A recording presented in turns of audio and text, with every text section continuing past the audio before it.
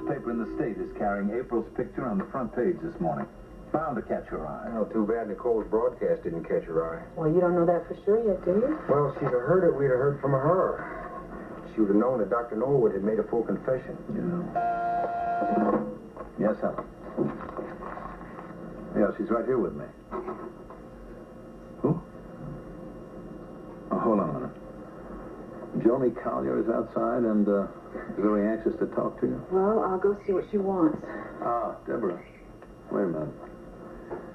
There's still a lot of things about the children of the earth that I don't understand. Hold it a minute. Helen, tell her to come right in, will you? Yeah.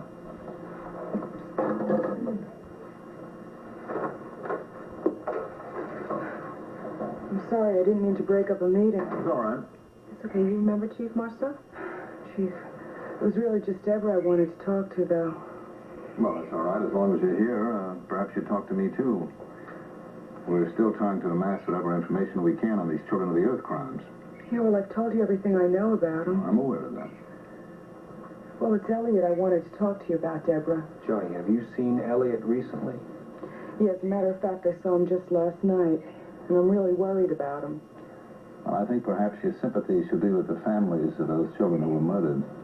Yeah, well, from what I understand, the families are starting some sort of a mass lawsuit against him. Hey, Joni, what'd you expect? You think we let him get away with all the money he piled up? Yeah, well, I really don't think he cares about the money, Steve. I honestly don't. What is it, Joni? Deborah, I'm afraid Elliot's going to do something drastic. Well, if he's thinking in terms of leaving town, he better think twice. He's in enough trouble as it is. No, I'm afraid it's much worse than that. He's been drinking a lot, and now he's living in some shabby boarding house near the river. And last night I saw him. He was talking very strangely. Well, that's nothing new. He's always talking strangely. Listen to me. What do you think about him? Is he suicidal? I don't know. He's lost everything that means anything to him, including his self-respect. I'm really worried about him, so I called him this morning, and he didn't answer the phone. And when I spoke to the landlady, she said that his door was locked from the inside. Joni, why don't you go over there and see him yourself? Because I'm afraid, Steve. I'm afraid of what I might find. I thought maybe Deborah would help me. Why don't I have a patrolman on the beat check it out? No, don't do that. Look, this is the only way we can get to the truth. Just give me the address, and we'll notify the local precinct. All right, if I have to, it's 541 Water Street, third apartment in the back.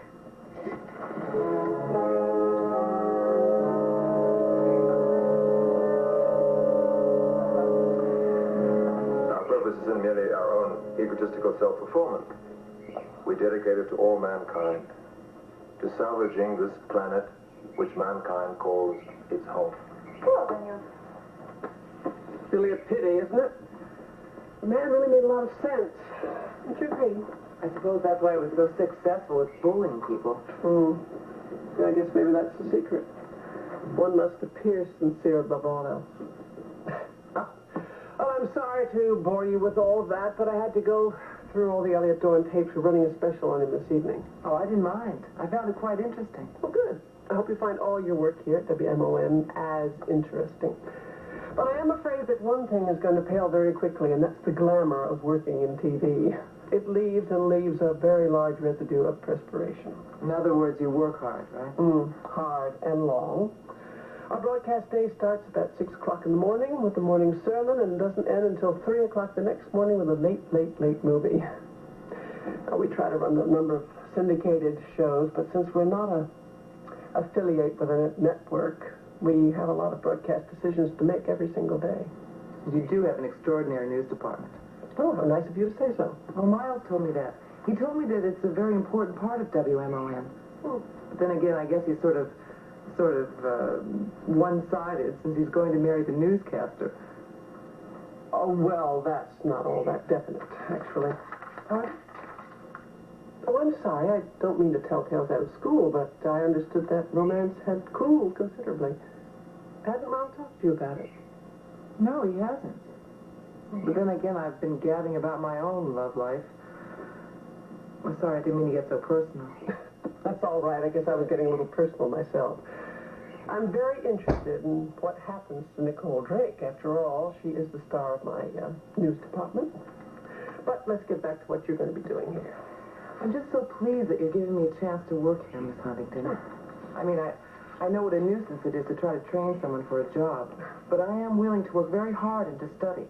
And as for the hours, it really doesn't matter that much since my social life is curtailed. There I go, getting personal again. Yes. Oh, I'm sorry. I didn't know you had something. Oh, Nicole, it's all right. Please come in. We were just talking about you. You probably know Winter Austin. She's an old friend of Miles's, too. Yes, of course. Hi, Winter. Hi. This is Winter's first day with us. Isn't that lovely? Now Miles will have 2 friends. Make that 3 friends at WMON. Why don't you go have a nice lunch, and then when you get back, I'll give you an official tour of the studio. Thank you, Miss Huntington. See you, Nicole. I'm sure we'll see each other. Yes, I'm sure we will. Bye-bye. She's a nice, personable young lady, and intelligent, or at least that's the impression I got. I'm sure we'll be able to find some useful job for her around here, don't you agree? Oh, yes, I'm sure we will. Is something wrong, Nicole? I noticed you're here a little bit earlier than usual. Oh, I know. You probably want to work on that special. No, it's in being edited now. There's really nothing more for me to do on it. Oh, Actually, Margo, the reason that I'm here is that I wanted to talk to you. really? Well, I'm flattered. To be honest with you, if this had been yesterday, I would have come into this office to hand you my resignation. Oh, come on, Nicole. Surely you're joking. No, I'm very serious. That was the mood I was in. But since then, I've changed my mind. Good. It seems to me that leaving a job that I like very much wouldn't really solve the problem. Well, and what exactly is the problem? I'm sure you know. No, I don't, honestly. I mean, it couldn't have been...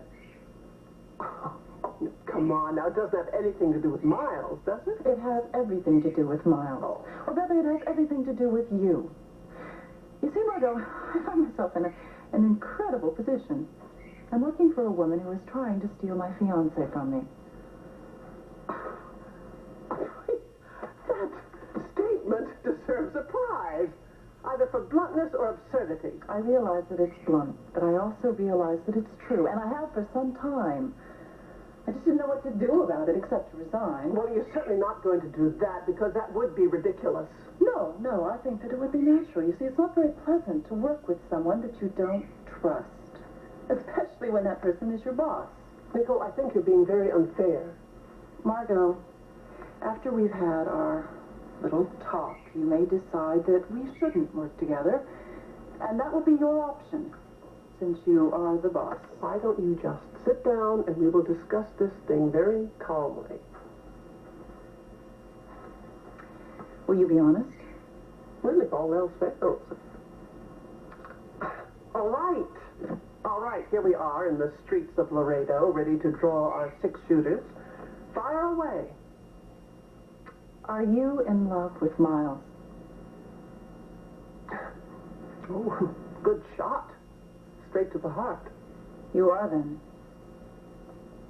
I like Miles very much. Does that surprise you? I mean, you're in love with him. You know how terribly attractive he is. Love is more than attraction. Is it really? I don't know when this campaign of yours started. It was probably even before I was aware of it.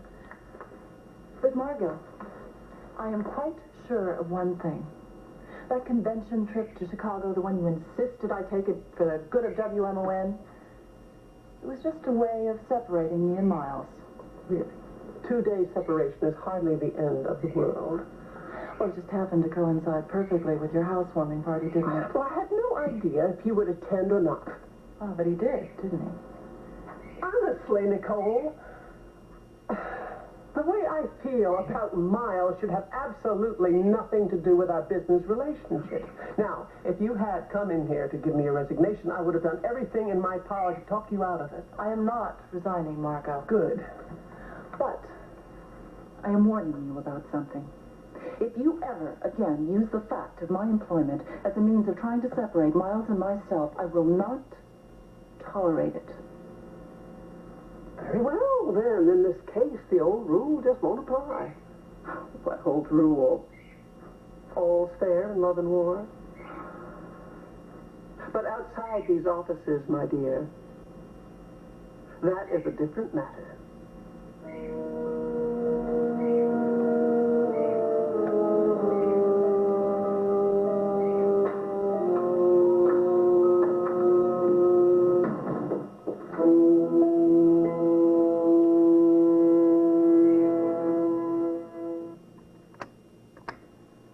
You know what the smartest thing was that Cody Patrick did? Calling it the children of the earth. It was the word children that made the difference. You know, it's funny. Everybody's talking these days about how it doesn't matter, family life, being a part of a family. Yeah, well, children don't feel that way. You just ask them. Yes, Helen. Yeah, put him on. Officer Hines calling from Dawn's place. Yes, Harry. Yes, they said to call you direct, so that's what I'm doing. What did you find? DOA, Chief. What? Yep. Drunk on arrival.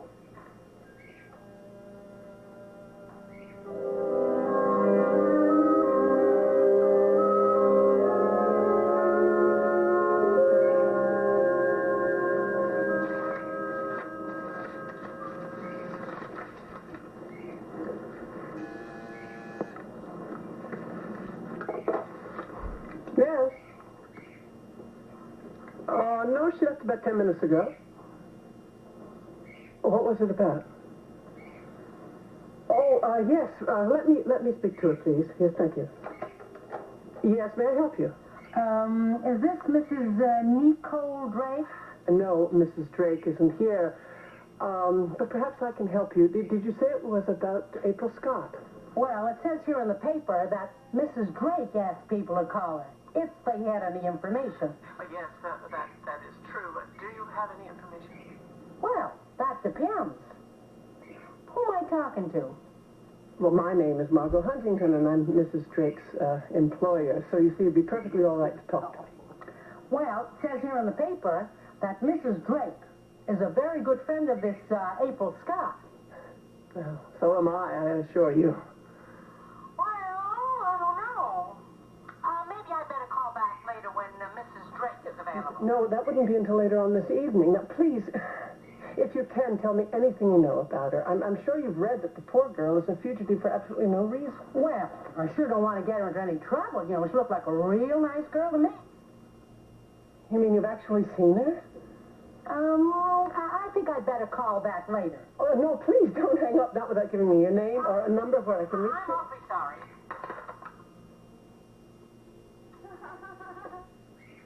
Well, I just don't know what to do. Maybe she's right. Somebody ought to know.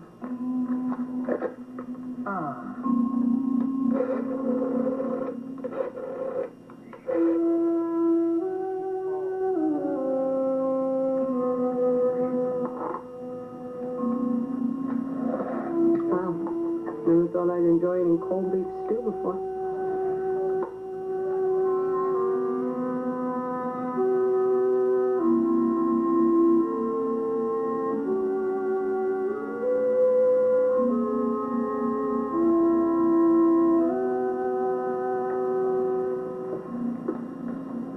April, what are you doing down here? I'm just eating, Mommy. Well, you better come upstairs. Why? Your daddy wants you to. I'm hungry. Look, you can finish the sandwich later. Now, your daddy is sick. He's very sick, April. Do you understand that? Yes. That's why I want you to come upstairs right now and see him. Right now.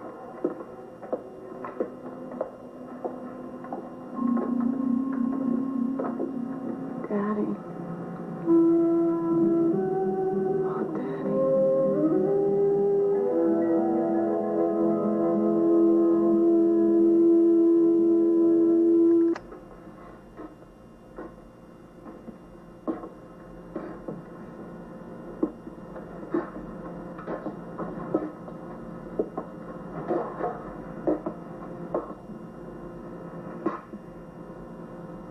I remember that night. I remember Mama taking me upstairs to see Daddy. Just before he died.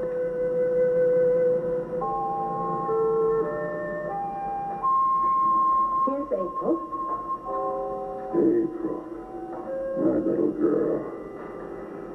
Take my hand. Go on, April. Take your father's hand. I just want to tell you that I love you a lot, baby. Always be a good girl and take care of your mother. Would you do that? Well, can't you speak, honey? Go on, say something to your father. It's all right. It's all right. Poor little April, she hasn't even had her supper yet. Have you, honey? No. Run along now, April. Go ahead.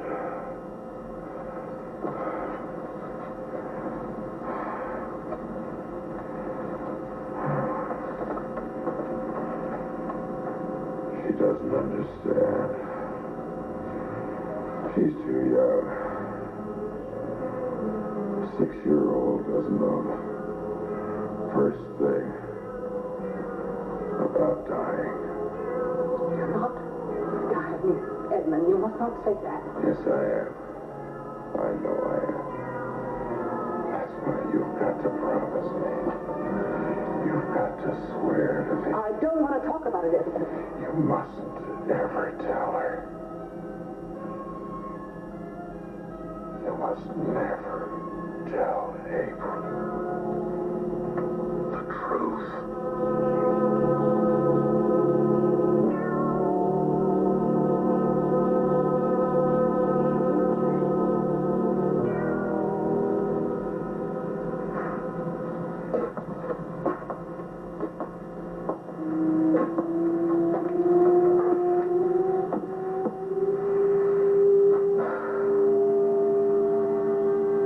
About what?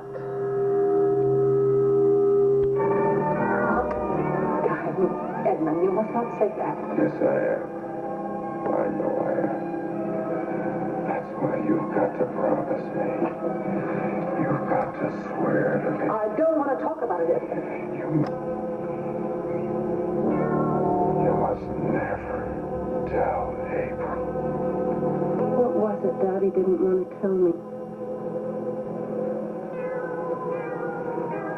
Was it something awful about me? Did they know even then that there was something horribly wrong with me?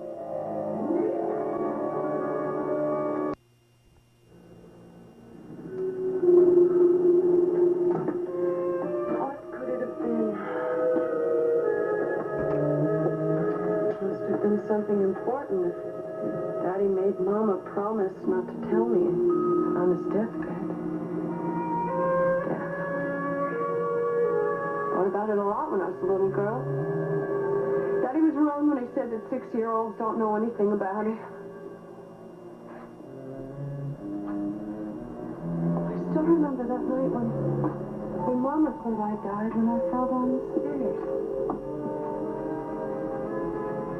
I was asleep in bed. Something woke me. Loud noises. Probably just a cat or something. But I got out of bed to make sure. I was very frightened, but I felt that if I just saw that cat for myself, I'd be less frightened. It was very dark in the hallway. And of course I forgot that the top stair was loose, even though Mama and Daddy had warned me about it over and over again, dozens of times. April! Oh, dear God. April! April! Oh, my Lord. Oh, my dear. Oh, baby. She's dead. She's dead. My little girl is dead. Of course, I wasn't dead. I wasn't even unconscious. I just had the wind knocked out of me. couldn't breathe, so I couldn't talk. But I heard my mother say over and over again that I was dead. I guess I believed her. I always believed everything Mama said. Even when I could breathe again and talk, I still thought that I'd been dead for those few moments. I guess that's the same thing that happened to me up in Mayfield. Or was it? I don't know. I'll never understand it. Never. Probably going mad. Just like you, Mama. Just like you. The law defines a fugitive from justice as someone who flees from the law after having been charged with a felony or having been incarcerated for any crime.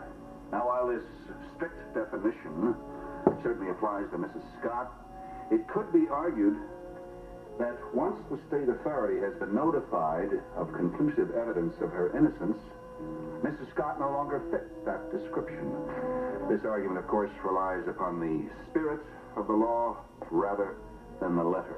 Also in our favor could be the ameliorating circumstances surrounding the actual escape itself.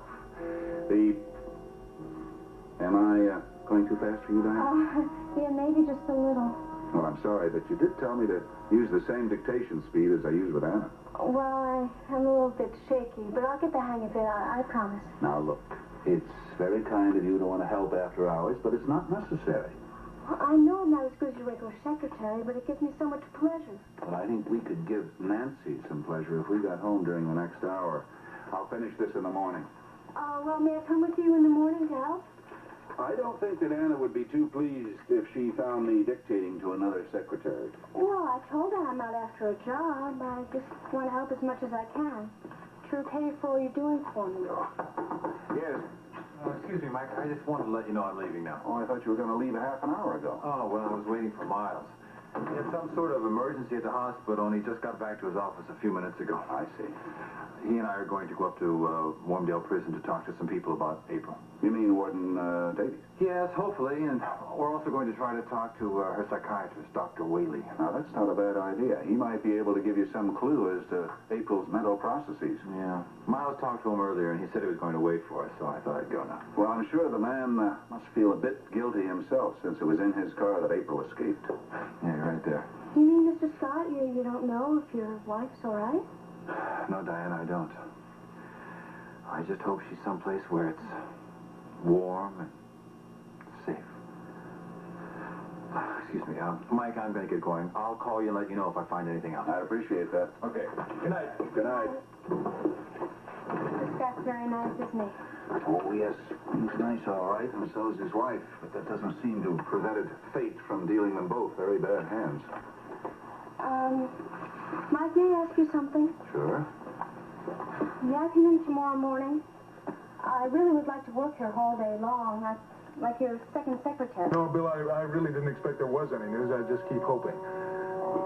No, Draper's going to be here in a few minutes. We're driving up to the prison. No, nothing like that. No, we're just hoping we can learn something from April's psychiatrist, that's all. Well, sure, I'll do that, but, don't expect too much. Listen, I think Draper's here now. I'll have to talk to you later. Bye. Bye. Come in, Bill. Miles, you're still here. Where'd you go? Cole, yeah, of course. Well, you don't look very happy to see me. I realize we don't have a date. Oh, no, it's not that. It's just that I was expecting Draper. We're going to go up to the prison. See if we can learn about April. You know, I'm still sure that she's going to hear the news and realize it's not necessary for her to hide anymore. I hope she does.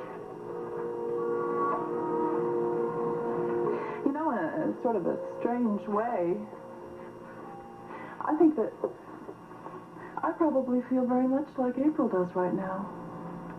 Why? What do you mean? I feel as if I'm in hiding, too. Like, I'm not able to come out in the open and be myself. There's no reason for you to feel that way, just like there's no reason for April. I've tried to bring things out in the open, but I haven't been very successful so far. Oh.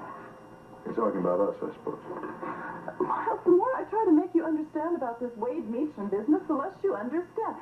I honestly think that you believe that I had an affair with Wade in Chicago. I don't think this is the time for this kind of a discussion. It's a very good time, considering the conversation that I had with Margo just about an hour ago. See, I don't see what Margo has to do with this.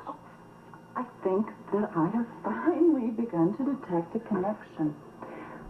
For one thing, I never would have been in Chicago if it hadn't been for Margo. Oh, now that's a little tenuous, isn't it? Not necessarily. Wade's trip may not have been an accident either.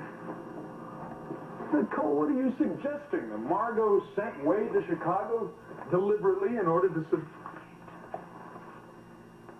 It's all right. I don't mind you finishing the sentence. Go on. The word you had in mind was seduce. It'll do fine. The answer is yes, I do. I think it is entirely possible that Margo has engineered Wade's trip the same way she engineered mine. She has a great deal of control over both of our lives.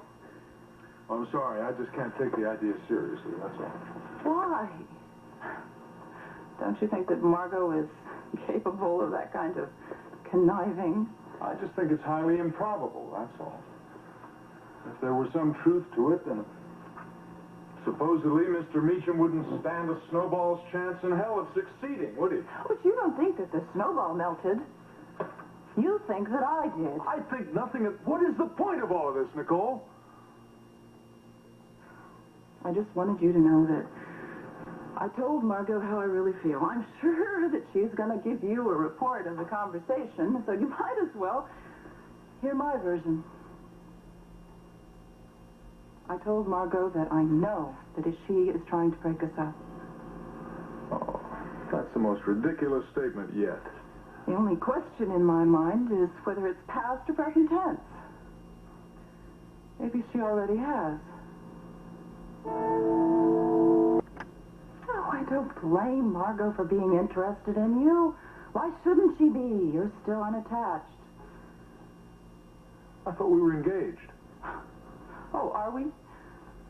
Oh, wait a minute, it's not a ring that makes that kind of thing official. Oh, I know, but engaged couples usually do have a wedding date in mind, and we have never come damn well why we haven't set a wedding date. We've been waiting for April's problem to be resolved, and now that it almost is... Now that it almost is, we can almost plan our life together.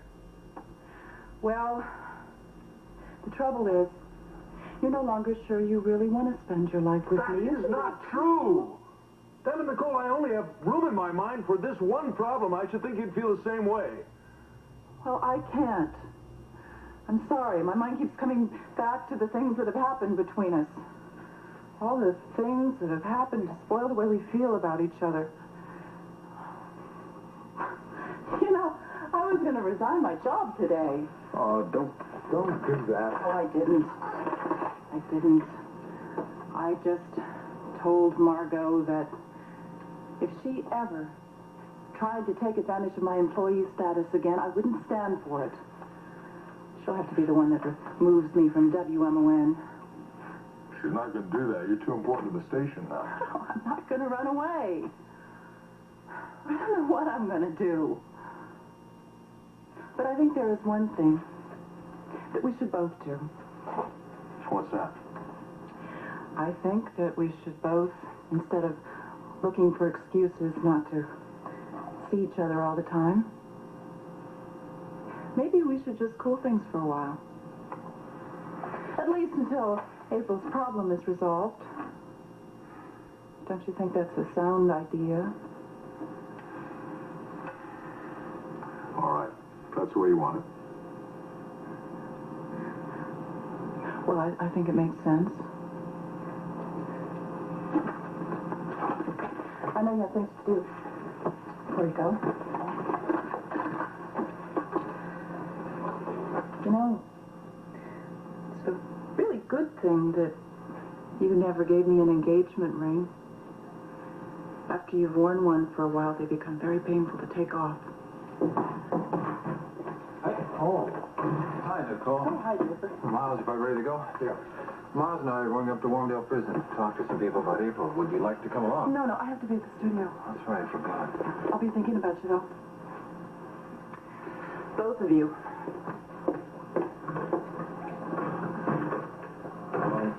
Well, you about ready to hit it? Just about. You heard any news? No good news, anyway.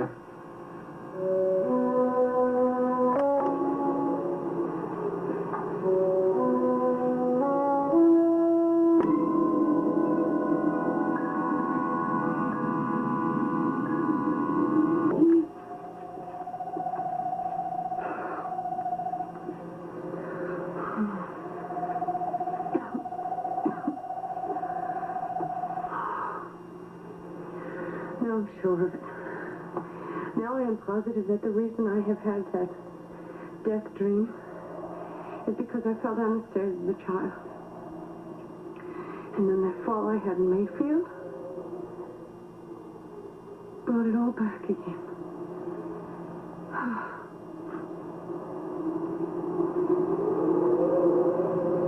What difference does it make?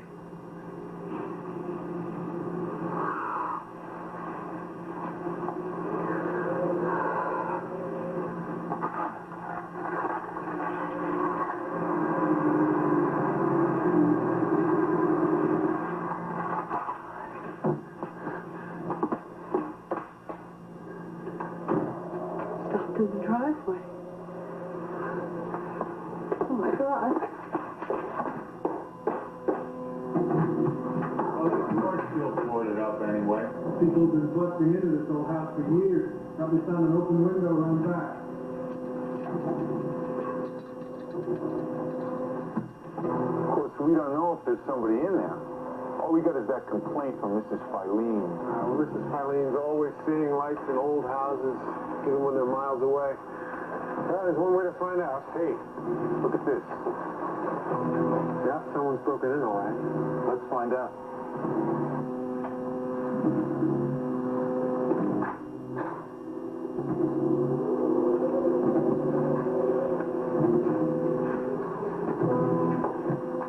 Nobody in here. We got furniture in this place. Who would live in this house anyway? Well, it still belongs to the old Kavanaugh family, I guess. Been boarded up a good 10 years. Kavanaugh. Wasn't he the doctor? The one that drank? Yeah, right. He drank, his old lady went crazy. Some family. Nobody in here. We got furniture in this place. Who would live in this house anyway? Well, it still belongs to the old Kavanaugh family, I guess. Been boarded up a good 10 years. Kavanaugh. Wasn't he the doctor? The one that drank? Yeah, right. He drank, his old lady went crazy. Some family, huh? Wait a minute. Wasn't that girl who escaped from Warmdale? What's her name? Scott. Wasn't she related to these people? Well, let's check out the kitchen and the back door.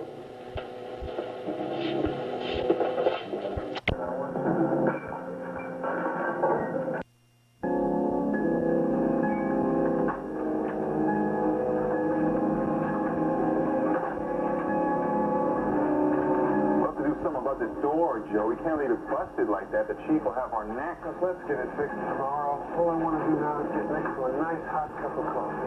Yeah, me too. What do you say we stop off at Fellner's? We can call in from there. Fine.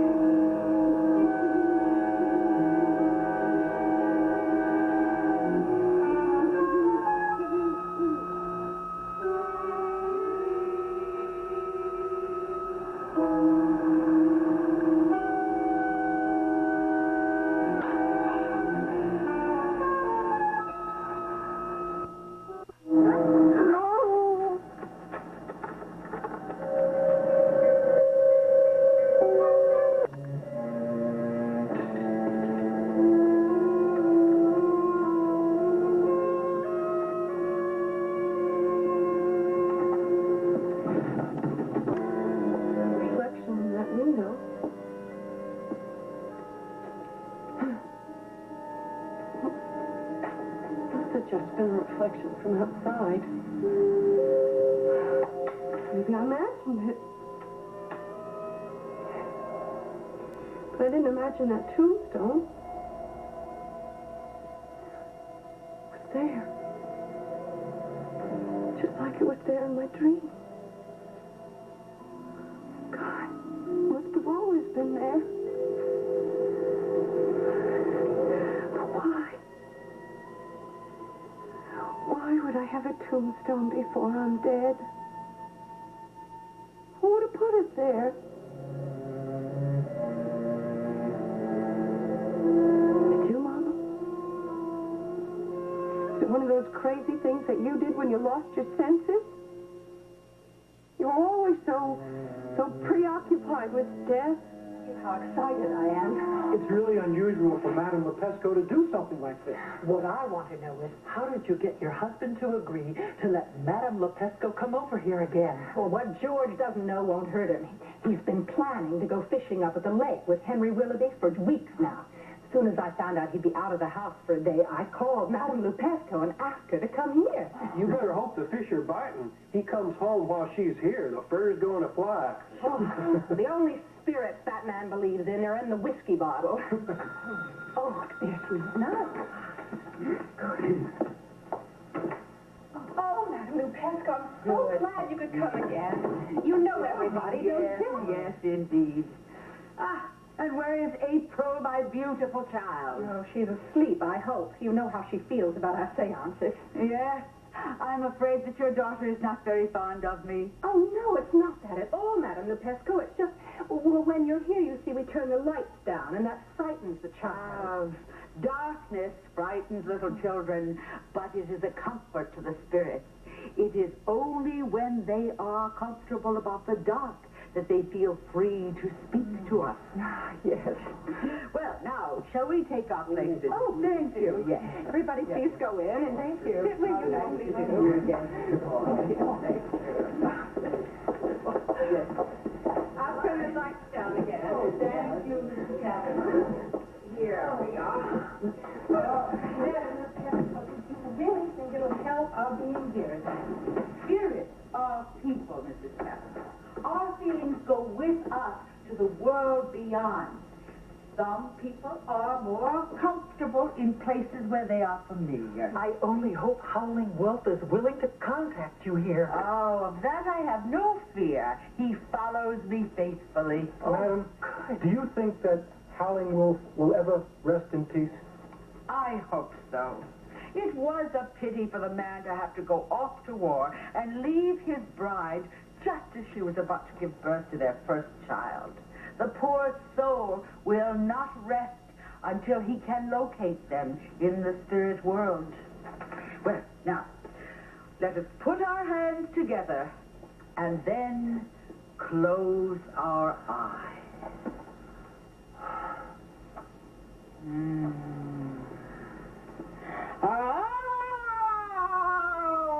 all right, Madame Lepesco?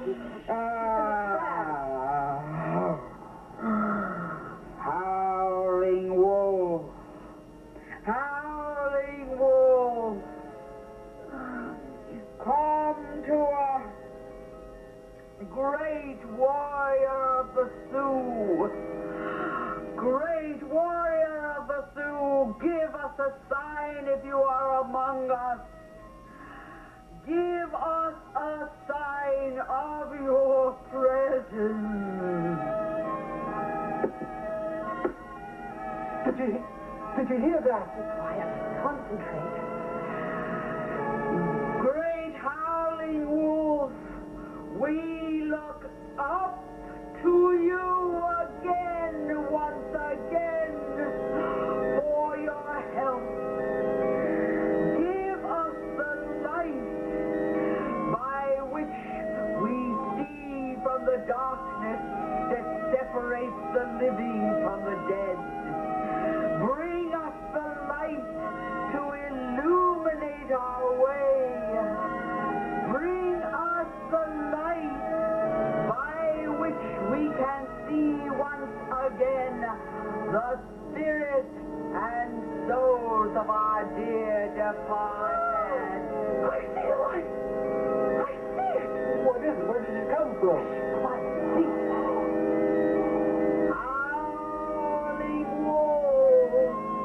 Let us see once again our dead lost souls.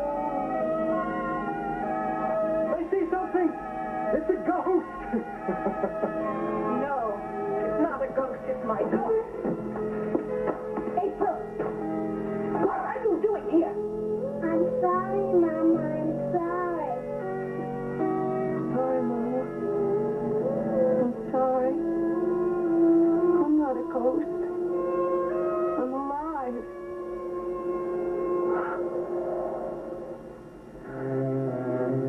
No matter what it says on that tombstone, I am alive.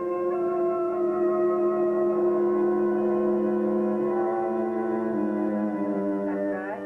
This was the first successful prison break since I was installed in this job more than 4 years ago. Believe me, Warden, we don't consider that an honor. Neither do I. Yes?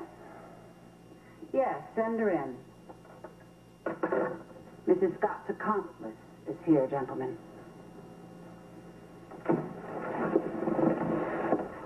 Hi, folks. What do you hear from my pal? Sit down, Hannah. Gee, thanks. I think you know why you're here, Hannah. This gentleman is April Scott's husband, and this is her brother, Dr. Kavanaugh. They're both very concerned about what you did. About what I did? I'm still here inside. April's out there, free as a bird. She really could have been free if she hadn't gotten involved in this escape attempt. She was innocent. She was going to be paroled. So I heard. So what's all the fuss about? Just go out and find her and tell her everything's okay. Everything is not okay, Hannah. By cajoling April into participating in this escape, you may have ruined her chance to stay out of prison. Oh, so it's all my fault. Hannah, tell us, did you have something against April? Me? Hell no. I liked the kid. She was real innocent looking. And that's the truth for once. But you still did this to her. Well, I was just trying to help. Oh, come on, Hannah. You don't expect any of us to believe that, do you? Okay, I needed her. Look, the only way I know out of here is through Doc Whaley's office. And when I heard that April was a patient of his, well, I just had to get her to help me. Hannah bribed another inmate into pretending to throw a fit. This got Dr. Whaley out of his office. At the same time, this matron was taking Hannah from her cell to the doctor's office. She was supposed to then take April back to her cell, but of course she left them both alone so that they could make their getaway in the doctor's car. But April was the only one who made it. But Hannah, she's not making it. She's in worse trouble now than ever. She was innocent. She was going to be pardoned. Now chances are she's going to have to go back to jail. Oh, I didn't mean to hurt her. But you did, Hannah. You did hurt her. And I know. I can't believe that you would want to hurt her. But did you? No, of course not. Then do something, Hannah. Tell the warden. Tell him it was your fault, that you forced April. It was your responsibility, that she had no choice but to go with you. It would really make a difference if I said that? Not much difference to you. Oh, of course not. There's not much you can do for a lifer, except be nice to me so I live longer. Okay. You've got it. Got what? You want me to sign a paper or something? Just write it out. It's true, Warden. April wanted no part of it. I had to force the key on her, and even when I told her to use it, she didn't. I had to do all the work, and when I got up to that other office, I had to forcibly kick her out that door to make her hide in Doc Whaley's car. But she did stay there. And she did leave with the doctor when he left the prison. She was probably too scared to move. I told her the guards would shoot her if she did. So you see, it really was all my fault. And you really will sign a paper to that effect? Sure. Why not? Yes? All right, in just a minute. Well, here's the other person you want to see, gentlemen. Dr. Whaley is outside. Good. Maybe you can help us figure out where April is so we can tell her the good news. That'll be all, Hannah.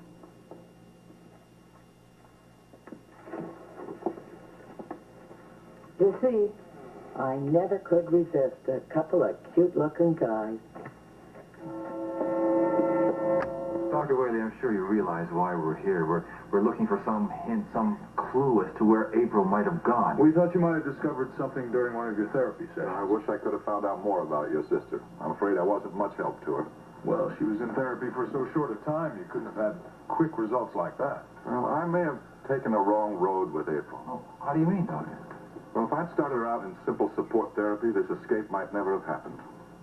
Well, Doctor, can you explain the fact that when April did escape and she found that the other prisoner wasn't going with her, that she didn't return? I'm not sure that I can answer that. Well, that other prisoner, Hannah, she said that, well, she felt that April might have been just too scared. It's one explanation, of course. Do you think there's another one? Well, I think you know, Doctor, I think you know your sister's problem was this obsession she had with her mother.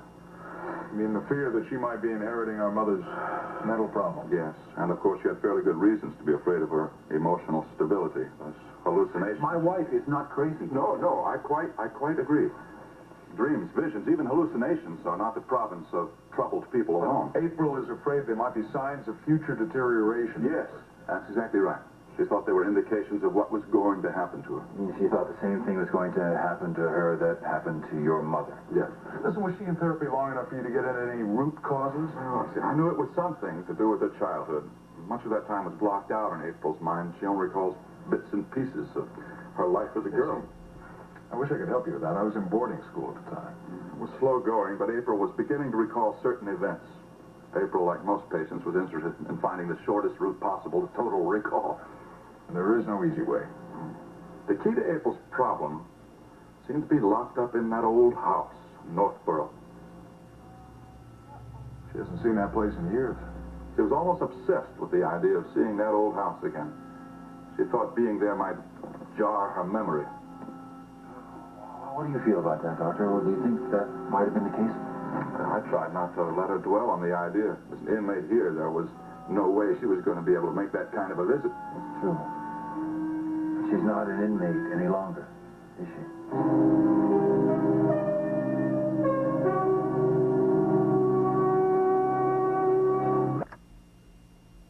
Okay, now please make sure that these segments are in order. I wound up reading a sports copy while the viewers are watching the three-alarm fire.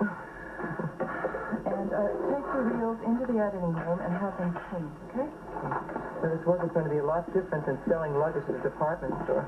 I think you'll find it more exciting. I was just so shocked when Margo called me and told me I had the job.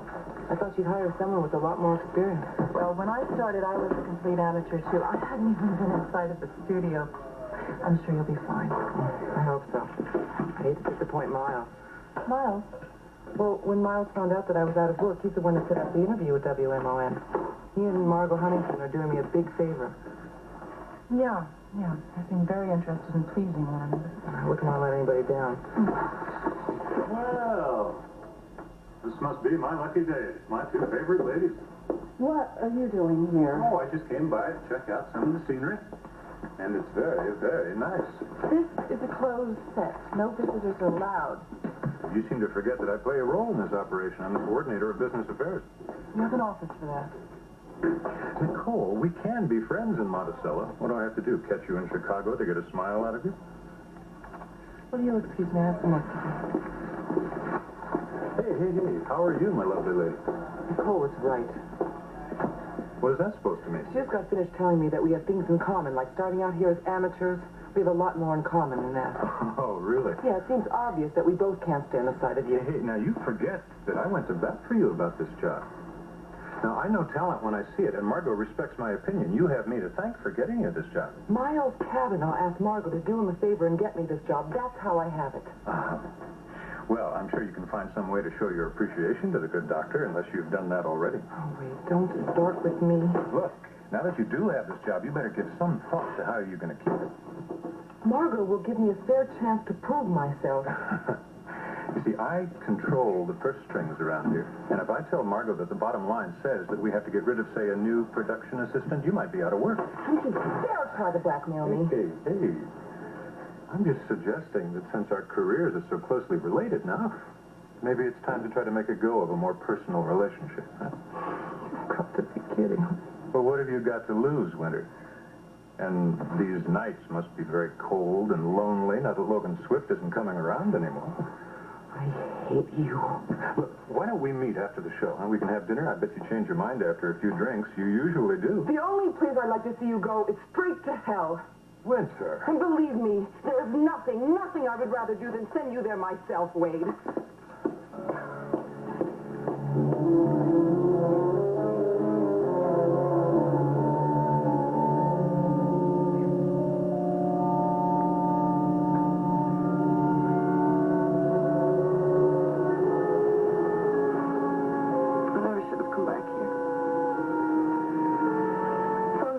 That all my nightmares would go away.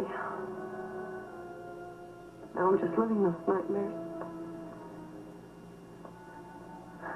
Is that how it happened to you, Mother? Dreams and premonitions? Miles, you kept telling me that it could never happen, that I could never inherit your illness. Now it seems a little hard to believe, doesn't it? Why did I have to go out there? Why did I have to see that headstone? Part of me says it can't be there if it can't possibly exist. But I saw it, and I touched it. And it is real. It is very real. What does it all mean?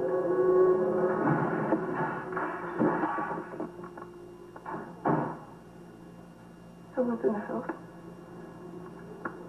Oh, my God.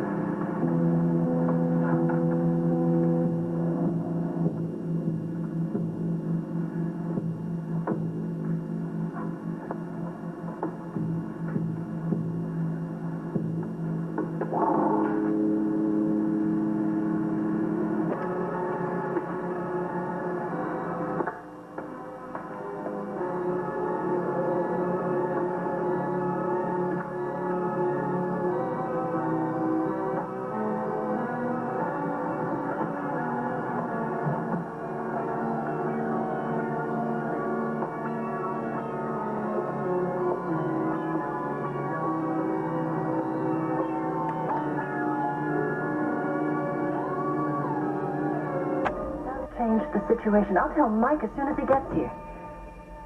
All right. Goodbye. Oh, Draper, hello? Hello, darling. Hello. I didn't hear you, Carrie. I was on the phone.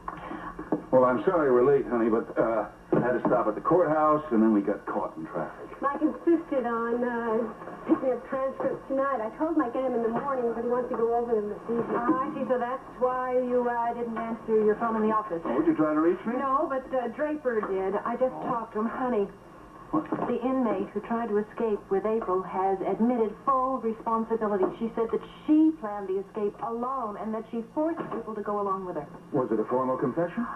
Well, the prison officials are willing to accept her story, so April is absolved. Honey, she's going to be all right. Wonderful.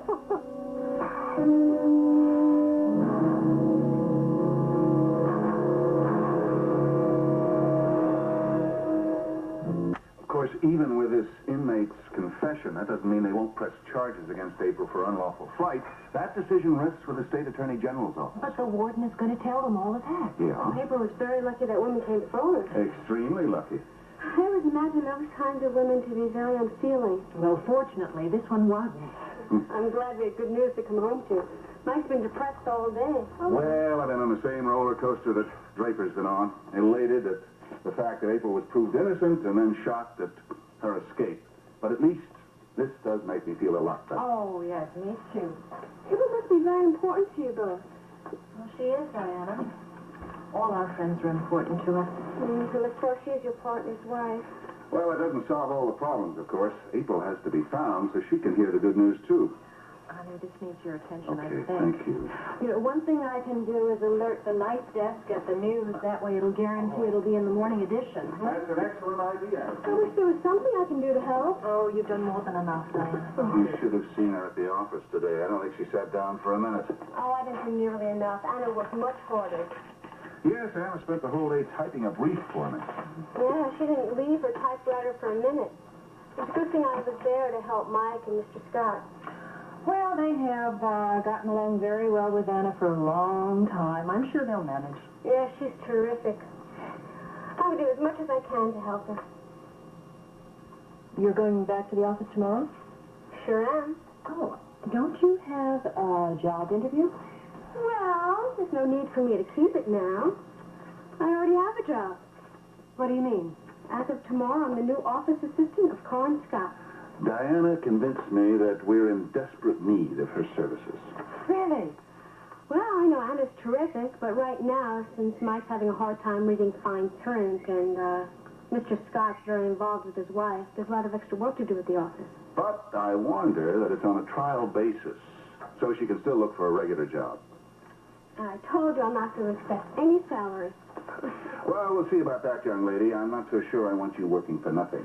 The least I could do to repay you, and you know how much I love working for you. Well, you have been a help to me. I know you'd be helping Mike a lot more, but you're so busy with your own job. And we do get along very well in the office, don't we? Mm-hmm. If you and Draper think it's a good idea, We'll see how it works out. Is there anything I could do to help you with dinner? No, thank you, Diana. That'll be ready in just a little while. Oh, can I get you something? Wouldn't mind a soda? Oh, I get it.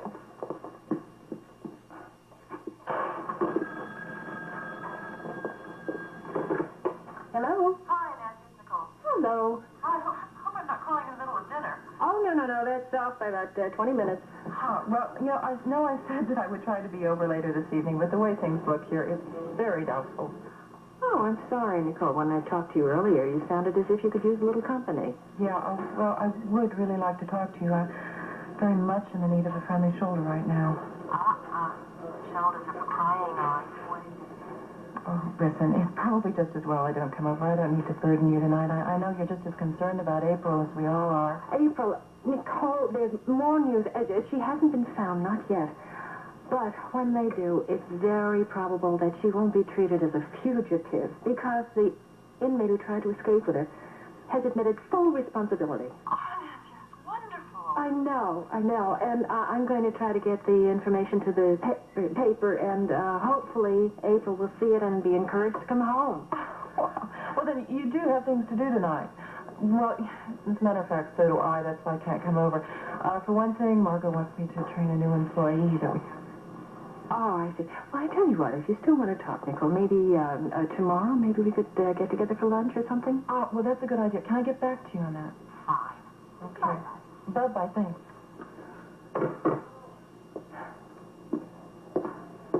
Okay. How's it going? Fine. What's an ET? It's an electrical transcription. It's a record. Oh. I hope your enthusiasm for this job stays as high as it is right now. Oh, I think I'm really going to enjoy it here, Nicole. If you have any questions, be sure to ask. This entire staff is very friendly. And it's the people that you work with that can make a job happy for you. For sure. There's only one person that I met today that really turned me off. Wade Meacham. Bingo. I'm sorry that I walked away before when he came over. Wasn't very polite, isn't he? Oh, Wade has a certain quality that turns people off. I only met the man a couple of times, but I must say the little I know about him, I don't like him very much. You're a very good judge of character. Wade Meacham is a first-class creep. Well, it's very hard to see that you're not too fond of him either. I know you heard my conversation. Listen, that wasn't intentional. Oh, no, you don't have to apologize. My voice was so loud that I'm sure that half the studio heard me. I doubt anyone was really listening. I really told them off good, didn't I? Oh, you sure did. Nicole, as far as I'm concerned, Wade Meacham can go straight to hell. And nothing would give me more pleasure than to do that myself. You must have been very upset to say that. I mean it, Nicole. Every word. How long have you known Wade? Too long. 6 or 7 years. That's a long time to keep in touch with someone you don't really care for. As far as I'm concerned, I wish that Wade never was around. I gather that you were on friendlier terms at one time. Well, he did a favor for me a long time ago. He won't let me forget it. How did you get hooked up with him? Margo introduced us. Thought it'd be a good idea if the two of us got together since we work for the same corporation. Obviously, it didn't take you too long to figure him out. Well, Wade asked me out to dinner once or twice, and I refused. When we ran into each other at a broadcasters convention in Chicago, he asked me out to a business dinner. Well, to make a long story very short, the entire evening was a horrible fiasco. Oh, he is bad news all the way. You know what amazes me about him? That he still has the audacity to make it sound like we had the most wonderful evening that night. Oh, you know, he looks at women as nothing but conquests. I'm sure he won't allow his ego to admit that he's failed once or twice. Maybe that's why it's been making my life so miserable since. Revenge for rejection. How did you meet him? We met in Hollywood. He was making low-budget films at the time, and I was an aspiring young actress. Oh, is that the favor he did for you? Offer you a job? Well, he put me in the movies. He made me his star. Oh, that doesn't sound so terrible. Nicole, the kind of films that Wade produced were pornographic. Oh. I was just a kid. I needed some quick money and kicks. Wade provided me with both. I don't know. You saw you asked? You didn't have to tell me. I didn't think I was going to. I just thought that you knew what kind of man Wade was. I thought you'd understand. Well, I'm not passing judgment, believe me. Besides, he would have told you about my life anyway. He's not exactly the reticent type. Well, has he done that? I mean, has he told people about this? When it comes to my life, Wade Meacham is a one-man information center. Well, no wonder you dislike him so much. He has absolutely no right to do that. You have to play his games. You have to play by his rules. Has he ever threatened to tell Margo about this? I beat him to the punch. When Margo interviewed me for the job, I told her myself. Well, how did she react? Didn't seem to faze her. No, I would never accuse Margo of being a prude. Just to show you what a creep Wade is, when Margo told me that I had the job, Wade called me and told me that he's the one that influenced her decision. Do you think he did? Oh, Miles is the one that put in a good word for me. When he found out that I was out of a job, he thought that Margo Huntington and I would do each other a big favor. Miles is what I call a real friend. Yeah. Nicole, things between... What I'm trying to say is, Miles told me a couple of months ago that you were going to be married. Things have happened since then. Denise's death. April being accused of her murder. Yeah, of course. What we used to say was that as soon as April's problems are solved, then we could start thinking about our own lives. And I guess her problems now are not solved since she just ran away from prison. Oh, I just heard some good news about that. Looks as if she won't be being prosecuted for being a fugitive. Of course, we still do have to locate her. Then her problem may be over. Yes, but that doesn't mean that all problems will be resolved. I'm sorry. Looks like I'm getting rather personal myself. We've learned quite a bit about each other in a very short time, haven't we? Come on, I should show you master control.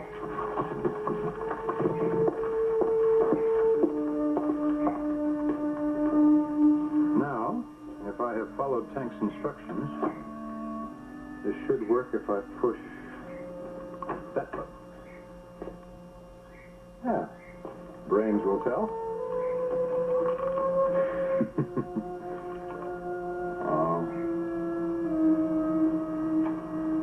Well, good. Now I've got one copy for the files, one one from my private collection.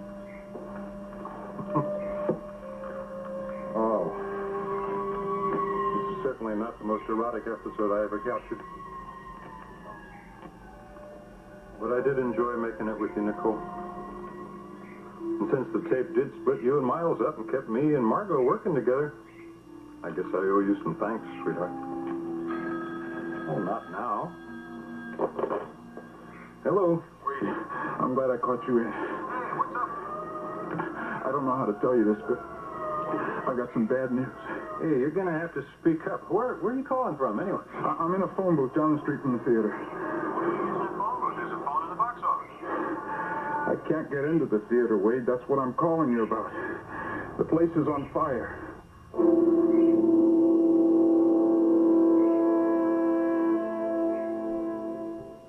Maybe you can be more. What happened? What am I doing here? That figure. Figure on the hill. It's not there. Did I really see it?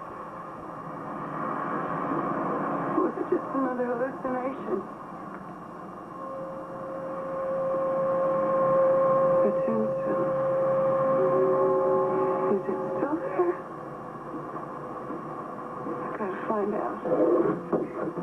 Gotta find out.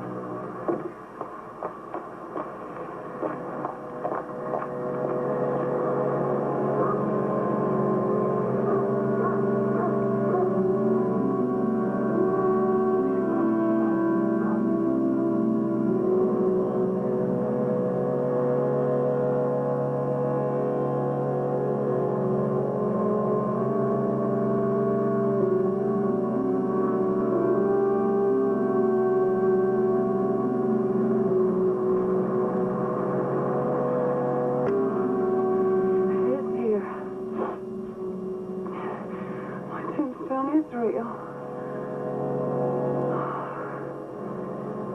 And maybe that figure was real too.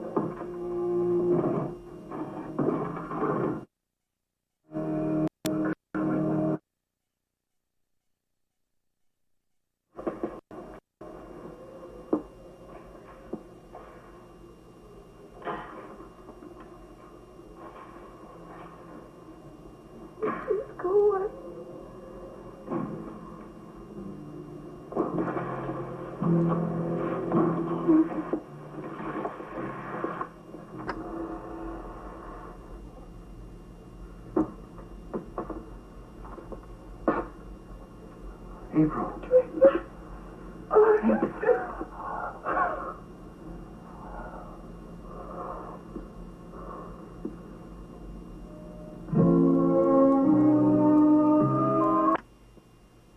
Oh, April, thank God. Thank God Dr. Whaley knew what he was talking about. It's been horrible. Oh, it's okay, babe.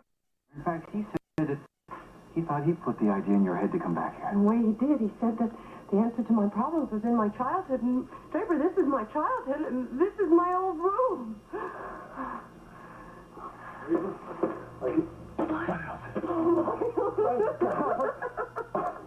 Oh, I'm so glad to see you.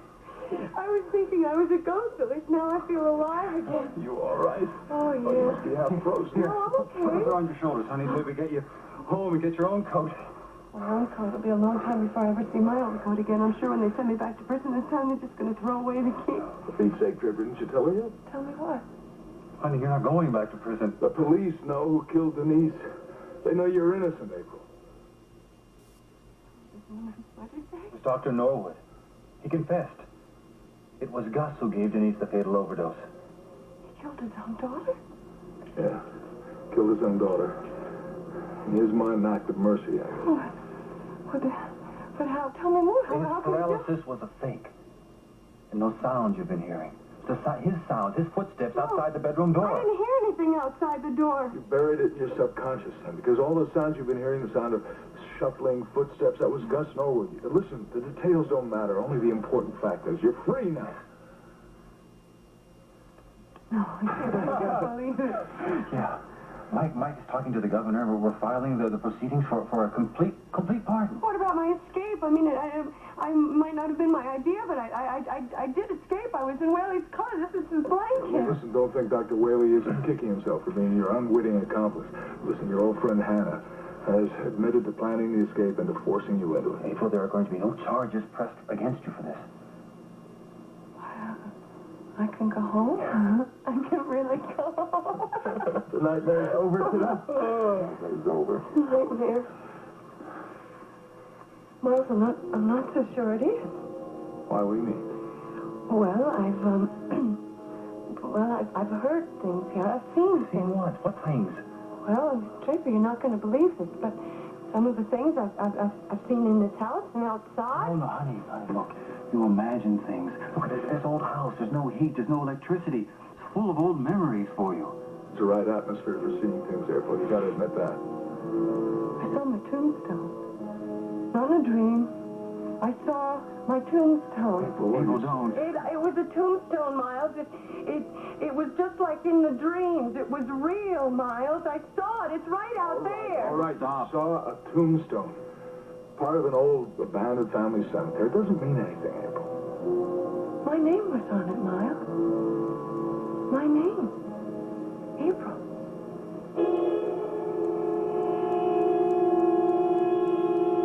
Mike, that's terrific. You got the word of the governor himself. How could you ask for more? Well, I sure hope your effort isn't all wasted.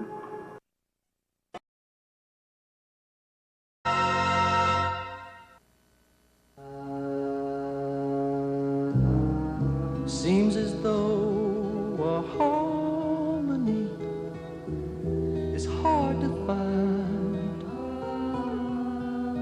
always on our mind, and frustrated days pass without sight, the edge of night, half dark, half light, as we watch our hearts